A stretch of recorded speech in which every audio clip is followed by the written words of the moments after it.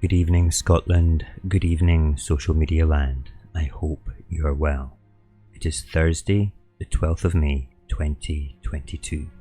Michael Gove, the Minister for Levelling Up and Aberdeen NightClub Dancing Queen, was being interviewed on BBC Breakfast Television yesterday morning. Whatever he sprinkled on his cornflakes began to take effect with such distinction, truly not becoming of a senior minister of this ever more ludicrous Conservative government.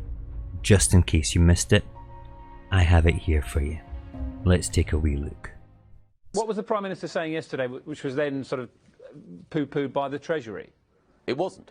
The Prime Minister was making the point clearly.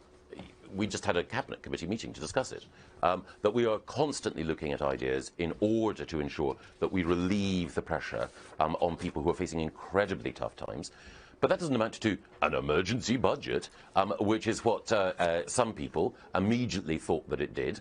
It is an example of some commentators chasing their own tails and trying to take a statement that is commonsensical, turning it into a major capital letters, a big news story, and in fact, when the Treasury quite rightly say, calm down, then people, instead of recognising that they've overinflated the story in the first place, then say, oh, this is clearly a split. What is wrong with this man? Why does he even consider it appropriate to behave in such a manner to answer pertinent questions regarding a potential rift between the Treasury and Johnson, especially on live television and especially first thing in the morning? That, though, I can answer very easily. He was the dead cat that was thrown on the table, the distraction from a proper answer that should have been given to the proper question. And it worked. Nobody is actually talking about Boris and Rishi having a potential fallout over the cost of living crisis. Downing Street yesterday denied there was any division between the PM and the Chancellor, like they would do so dutifully. But you have to remember that back in 2021, a few weeks before COP26, confidential documents were leaked to the Observer that revealed an extraordinary rift between Number 10 and Number 11 over the cost of moving to a zero carbon economy. So you could probably say with absolute confidence that Boris and Rishi were having a difference of opinion regarding how to deal with the cost of living crisis. Rishi is also probably feeling a little raw after the leaking of his lady wife's financial and non-dom status. He actually called for an inquiry, but it really went nowhere, probably because he knows that it was Johnson that leaked it. And that is where the real rift is. Johnson being a moron to try and deflect any criticism or bad press by throwing his mate's wife under the bus.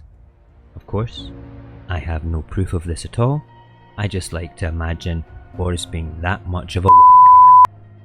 Regardless of any rift between the Prime Minister's office and the Treasury, I think the Minister for Levelling Up was actually levelling up his entertainment game to try and get a spot on Number 10's official TikTok. That's right. Someone in the Downing Street PR team thought it was a great idea to create a TikTok slap bang in the middle of the greatest financial crisis these islands have seen. I suppose this will serve as an excellent medium for the Tories to distract the public from all those scandals, local election losses and complete lack of concern to those choosing between eating and heating. Now they can choose between Boris on Snapchat or Boris on TikTok. This government is right on track to be the last full parliament for the United Kingdom with decisions like these, and also with the devolved nations making it perfectly clear at the recent elections that they don't want the Tories. You can now understand that they have to try anything at all to look more normal and electable to the general public. With both the way Gove behaved yesterday morning and the introduction of a Number 10 TikTok, they must be desperate. This is the state of the union. TikTok and morons on breakfast television. Are you telling me that this is the leadership that you want managing the future of Scotland? We deserve better.